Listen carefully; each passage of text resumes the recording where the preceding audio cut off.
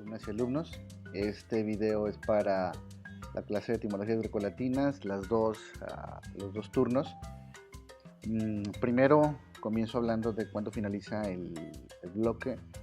Para los alumnos de la preparatoria diurna, o sea, del turno de la mañana, el bloque cierra el 25 de septiembre. Yo voy a estarles aceptando términos de trabajo hasta el 27 de septiembre. Obviamente los que me lleven el 28 tienen que ser antes de las 11 de la mañana para que lleven a la escuela los que vayan a hacerlo así y entreguen trabajos. El domingo 27 es el cierre para los que entregan por correo o están por plataforma en Moodle. Para la preparatoria diurna en la tarde todavía tienen un tiempo más extenso. ¿Por qué? Porque hasta la primera semana de octubre termina el bloque, si no me equivoco. Entonces todavía hay un poco más de aire. ¿Qué contiene este video? Este video contiene la explicación de la nueva actividad y luego la explicación de un nuevo tema. Introducción, porque acuérdense que solo son introducciones. La información se encuentra en la plataforma. Bueno, para los que están dentro de... más antes de que se me olvide. Voy a subir al grupo el resto de las actividades para los que están trabajando con el documento PDF. ¿Por qué razón? Ahorita les explico por qué. Fíjense. El tema del bloque es el tema 1, importancia de las etimologías. Ese tema 1 de importancia de las etimologías tiene varias actividades. Entre ellas una era las preguntas que ya se entregaron. Esas preguntas están abiertas para los que están en plataforma. Los que están trabajando con un documento PDF ya saben que se tiene que hacer.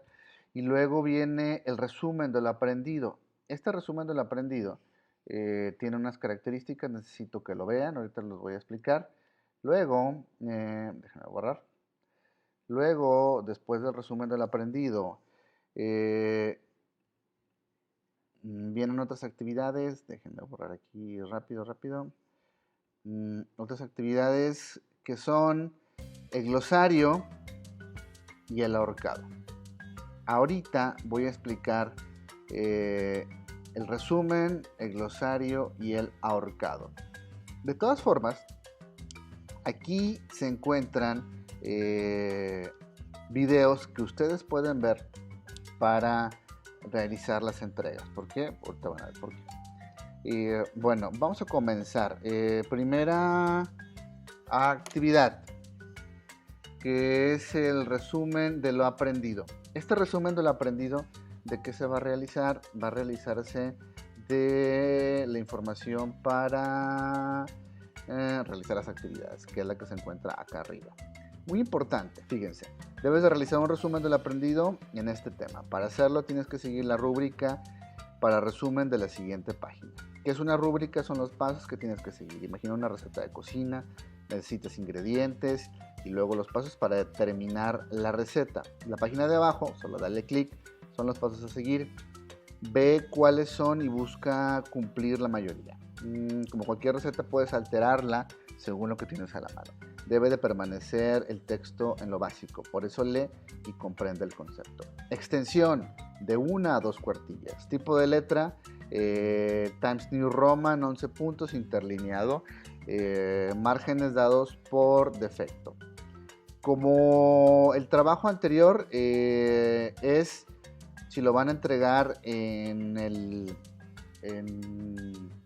espacio de la plataforma, no van a subir un documento Word, son entre 45 y 50 renglones los que tienen que escribir. Eso tómenlo en cuenta, por favor, es más o menos. A ver, lo que intento que hagan, voy a tratar de poner esto. Lo que intento que hagan con esto es que aprendan por ustedes mismos la diferencia entre algunos textos muy importantes, entre ellos es el resumen, que se utiliza mucho en la universidad.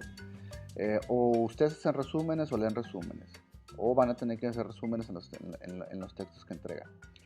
Esto tiene ciertas características. ¿Cuáles son? Miren, vayamos abriendo esta página. Esta página, como les puse en algunos videos anteriores, es del Centro de Recursos para la Escritura Académica del Tecnológico de Monterrey. Es la página de resumen. Van a tener que ver el texto de lo que trata el resumen. Aquí les explican los pasos, las propuestas. ¿Qué es un resumen? Es un texto nuevo, el propósito, los contenidos, los requisitos y los pasos. Cuando yo les dije que te podían alterar los párrafos, los pasos, es aquello que ustedes creen que les va a servir, pero hay que permanecer con lo básico. Lectura previa del material, comprensión exacta del pensamiento del autor, identificación del tema, identificación de la relación tópico de cada párrafo, bla, bla, bla. Necesito que ustedes empiecen a pensar en cómo hacer este texto. No les va a llevar mucho, ¿por qué? Porque solo son 2 cuartillas. Lo importante es que sigan los pasos y que lean lo que viene en la página de internet. Si no, va a ser difícil. Para aquellos que están en el documento PDF, si nos vamos al documento PDF, bueno, no, aquí no viene, perdón, en documento PDF, no está aquí, no la puse en el documento PDF, pero lo voy a subir al grupo, el enlace, para que ustedes lo tengan ahí presente. Bueno, esto sería en cuanto al resumen, y ya les dije, el resumen es sobre lo aprendido, sobre la información para realizar las actividades. Luego vienen 2 videos de cómo subir tareas, aunque ustedes ya lo vivieron con las preguntas. De todas formas se las dejo yo aquí. Luego viene el glosario. Para no extenderme en la explicación, voy a subir este video. Va a estar también en la página para que le puedan dar clic ahí ahí donde estoy subiendo el video en YouTube, y va a estar en el grupo de Facebook. Me perdería mucho tiempo explicándolo sobre de qué trata. Mejor quiero que ustedes lo vean. Vean por favor también ay, se me va la palabra, perdón, es que ando un poco distraído. Vean el texto de explicación del glosario, y luego viene el ahorcado. También voy a subir un video en el grupo para que se den cuenta de cómo hacer un ahorcado. El ahorcado se puede jugar, es un juego, es un vil juego. Están unidos el glosario y el ahorcado porque de las palabras del glosario provienen las palabras del ahorcado. Les pido por favor, nada más como recomendación, que antes de subir alguna palabra, ustedes lean las palabras que ya están puestas. ¿Para qué? Para que no tengan un doble trabajo y a lo mejor no repitan la que ustedes eligieron. Por favor, fíjense muy bien en el concepto y luego en el concepto y luego, perdón, en la palabra y luego en el concepto, que corresponda, por favor. No lo corten y lo peguen, escríbanlo, muy importante. Bueno, hasta ahorita esta primera parte voy a hacer una pausa y los veo en unos segundos en lo que arreglo aquí la explicación de la clase. Esta nueva lección es una ampliación de la actividad 1. Estamos hablando de la importancia de las etimologías y luego vamos a introducir al tema de la familia lingüística indoeuropea. Entonces, si gustan tomar nota o qué sé yo, ver el video cada vez que lo olviden. Entonces, a ver, fíjense. Estuvimos hablando de la familia lingüística, de la importancia de las etimologías. Ya quedó en claro por qué resultan útiles. No es nada más un capricho de poner la materia. Hay espacios donde las etimologías, si bien no se discuten teóricamente, sí tienen un fin práctico. Por ejemplo, en medicina, les decía, son utilizadas también en la biología, en la zoología. Actualmente, por ejemplo, en la astronomía ya no se utilizan tanto, pero la idea es que todo lo que tenga que ver con las palabras, con la creación de nuevas palabras, está relacionado con el conocimiento etimológico. En este caso, etimologías grecolatinas, porque el español proviene del latín y la mezcla con el griego, por lo tanto, lo revisamos. Pero etimologías existen en todo momento, ¿no? Y esta creación de palabras nunca va a acabar. Y las mezclas, pues menos. ¿Por qué? Porque utilizamos nosotros anglicismos, ¿no? Y de repente provienen de otra lengua. Por ejemplo, chat, ¿no? Chatear es la acción de estar en el chat. Y otras palabras que pues, ustedes pueden escuchar de repente. Entonces, las etimologías son importantes, pero ¿de dónde vino el latín y dónde vino el griego? Hay una explicación. Y cuando hablo de explicación es que se trata de una teoría. Y como teoría, si ven aquí ustedes en el otro lado de la pantalla, sí, como teoría, ayuda a explicar el origen común de las lenguas. No existía esta explicación, sí y no. Lo interesante es que hasta ahorita esta explicación es muy certera. Y si digo muy certera es que se sigue aceptando todavía. No significa que sea la única, porque si se descubre algo distinto, pues cambia. Es una teoría donde lo que se intenta explicar es que existe una madre o algo en común, representado por ejemplo por el círculo, y de la que salen todas las lenguas, bueno, la idea era que salieran de aquí, como con flechitas, todas las lenguas, y esas lenguas comenzaron a evolucionar y a transformarse en lo que se convirtieron en las lenguas actuales. Este fenómeno no es un fenómeno que se sigue repitiendo. Hasta que deje de haber lenguaje, dejará de existir. Dice, la familia de la teoría lingüística indoeuropea, teoría que ayuda a explicar el origen común de las lenguas. ¿Cómo se llegó a esto? Por medio de la comparación. Los lingüistas se dieron cuenta que algunas palabras se parecían. Y si digo que algunas palabras se parecían es porque de repente algunos, déjenme abrir aquí, no, estaba viendo lentes, ¿no? Miren, voy a abrir el Wikipedia, el que todo el mundo tiene acceso. Se empezaron a dar cuenta que las lenguas se parecían. Y al decir que se parecían, es que lenguas perdidas, como el sánscrito, tenían similitudes con el latín, pero también tenían similitudes con otras lenguas que se seguían hablando, ¿no? Como el ruso o como el español. Y eso hizo que se preguntaran las personas que se dieron cuenta porque sabían esas lenguas, los lingüistas. ¿Por qué? Y entonces la conclusión es que había un antepasado en común, un antepasado que no se sabía quién era, de dónde era, pero conforme se lanza por primera vez la teoría, otras ciencias como la antropología, como la ciencia de la historia, comenzaron a empezar a construirla y hacerla más grande. Y a esa afirmación de decir, se parecen porque las palabras tienen un sonido común o muy parecido, ahora se sabe que estos grupos, los grupos indoeuropeos, vinieron de un lugar, se establecieron y se empezaron a repartir por Europa, y esos son los antepasados de muchos de los pueblos europeos que terminaban acá en América. Dice, con el nombre de lenguas indoeuropeas se conoce la mayor familia de lenguas del mundo del número de hablantes. La familia indoeuropea, a la que pertenece la mayoría de las lenguas de Europa y Asia Meridional, incluye más de 150 idiomas hablados por alrededor de 3.200 millones de personas, aproximadamente el 45% de la población mundial.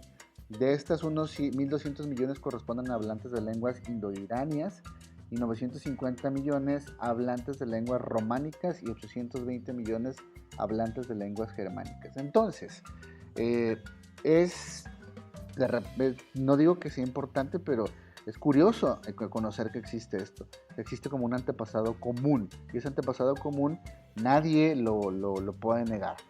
Y la idea es que la teoría de la familia de lenguas indoeuropeas lo explica. Uh, si ustedes teclean sobre la familia de las lenguas indoeuropeas, van a encontrar la explicación de los orígenes. No quiero hablar de eso, porque la idea es que simplifiquemos mucho con las clases virtuales, pero vamos a partir de aquí. Esta familia está formada por siguientes subfamilias: la albanesa, la armenia, la báltica, la céltica, creo que a muchos les sonará esta palabra, céltica, eslava, germana, también la germana por Alemania, griega también, y la indoirania, que incluye las lenguas indoarias, iranias e itálica, que incluye el latín y las lenguas románticas. A ellas se suman dos subfamilias hoy desaparecidas: la anatolia, que incluye el lenguaje de los hititas, y la tocaria. Desde la segunda mitad del siglo XVIII y durante todo el siglo XIX, la lingüística histórica y negro-romántica intentaron reunir datos suficientes para demostrar que este conjunto de lenguas aparentemente diversas formaban parte de una única familia. Bueno, con esto último resumimos todo lo que representa la familia de lenguas indoeuropeas, que resulta de un antepasado común, A mí lo que me interesa es que de estas lenguas indoeuropeas surgió una lengua, una rama o una subfamilia que se denominó lenguas romances. Las lenguas romances, estamos haciendo un gran salto desde más o menos cuando se localiza la idea de estos pueblos indoeuropeos hasta las lenguas románticas. Es un gran salto, pero deben de tomar en cuenta que las indoeuropeas generaron las itálicas, como dice aquí. Miren, aquí estaba. Aquí está, itálicas, que incluye el latín y las lenguas románticas, y las itálicas generaron el latín, y el latín hizo posible que se hablara de lenguas romances. Y las lenguas romances, ¿qué son? Déjenme nomás primero arreglar esto, porque de repente no quiere esto.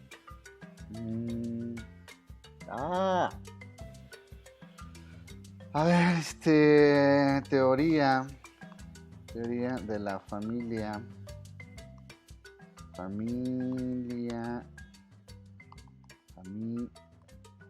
lingüística, que no quiere, indoeuropea. Aquí está. Estamos viendo esto. Y de las lenguas itálicas o de la rama itálica provienen las lenguas románicas o las lenguas romances. ¿Por qué se denominaron lenguas romances o románicas? Porque su origen es Roma, o se los denominó como el origen Roma, o sea, el latín, no porque sean románticas. Y de las lenguas romances provienen muchas de las lenguas que ustedes conocen. A ver, fíjense. Vámonos con lenguas románicas. Lenguas románicas. Aquí están. Lenguas románicas. A ver, quito para abrir bien la presentación y les escribo. Ahí hubo una pequeña algo que hizo que perdiera el control de la computadora. Entonces, les estaba explicando íbamos a hablar de las lenguas romances. Las lenguas romances son un conjunto de lenguas que provienen de la mezcla del latín. Vamos a pensar una cosa. Si el español que nosotros hablamos es producto de las lenguas romances, este mismo proceso que sucedió en aquel momento para que naciera el español está pasando ahorita.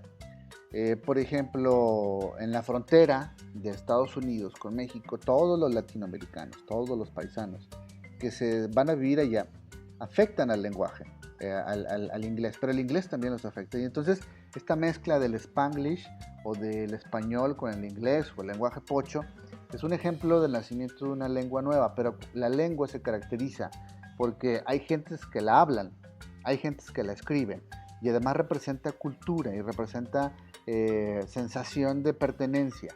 Por lo tanto, los que viven en Estados Unidos, que nacieron en México o ya nacieron en Estados Unidos y son hijos de mexicanos o de latinos, tienen una pertenencia a la identidad norteamericana, pero no son mexicanos, pero tampoco son norteamericanos, son muy característicos y entonces tienen una lengua común. Y esa lengua es una mezcla entre el español y el inglés.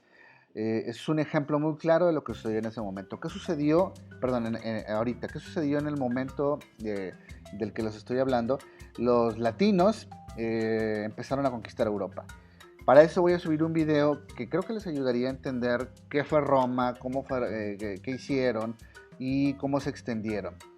Y la influencia que empezaron a tener en Europa. Como ellos estaban en Europa instalados, comenzaron a pedirle a las personas que hablaban latín, pero las personas les importaba el latín, no, para no decir una grosería, no querían hablarlo. El latín era identificado como el latín como una lengua que hablaban los invasores o los que habían traído muerte.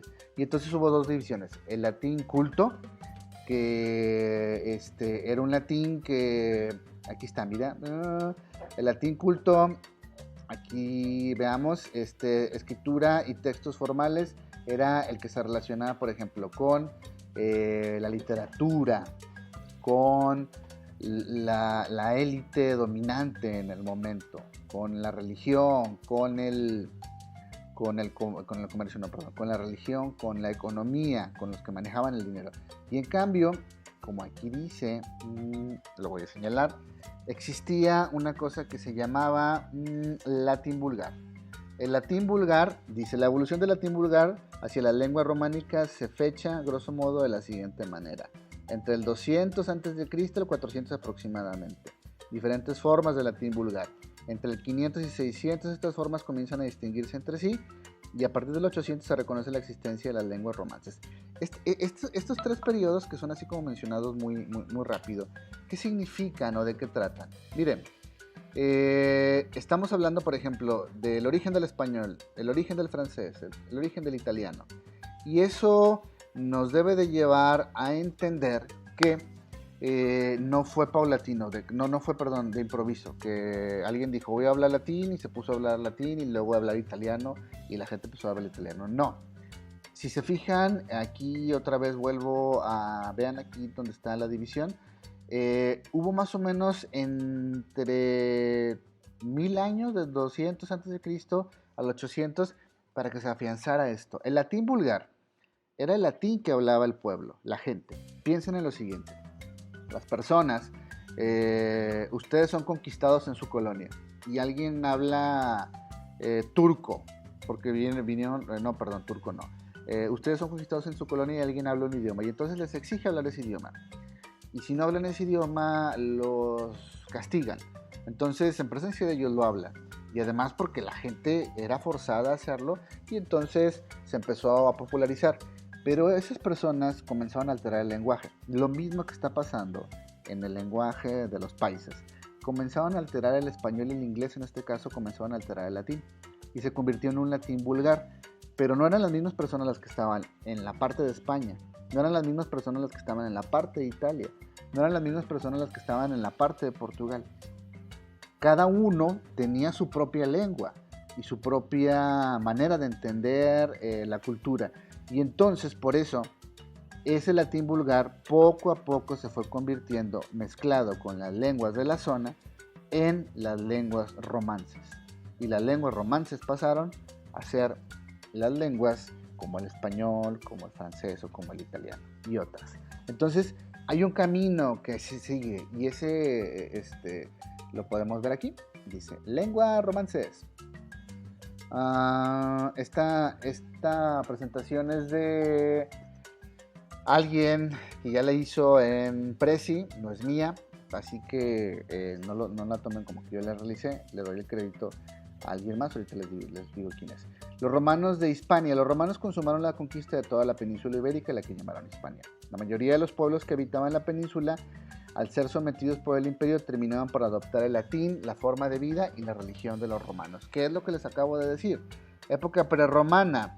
Antes de la llegada de los romanos a la península ibérica estaba ocupada por celtas, vascos, fenicios, griegos, ibéricos y cartagineses. Es de lo que les estoy hablando. Estos grupos ya estaban ahí y llegan los romanos y entonces con el paso del tiempo hubo una mezcla de ellos con los romanos o con su lengua y generaron las lenguas romances. El latín clásico era utilizado por los intelectuales, sacerdotes y nobles. El latín vulgar la hablaba el común del pueblo y los soldados quienes concretaron la conquista. Los romanos impusieron el latín como lengua oficial y de esta imposición surgieron las lenguas romances. Fíjense cuáles son: castellano, portugués, rumano, catalán, gallego, italiano, etcétera, etcétera. Hay varias más. Invasiones bárbaras. Bueno, no, esto no interesa. La reconquista tampoco. El poema, a ver, fíjense, el poema del Mío Cid.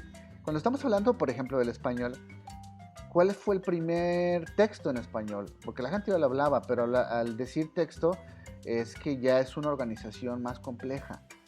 Ya no es nomás hablarlo, también es escribirlo.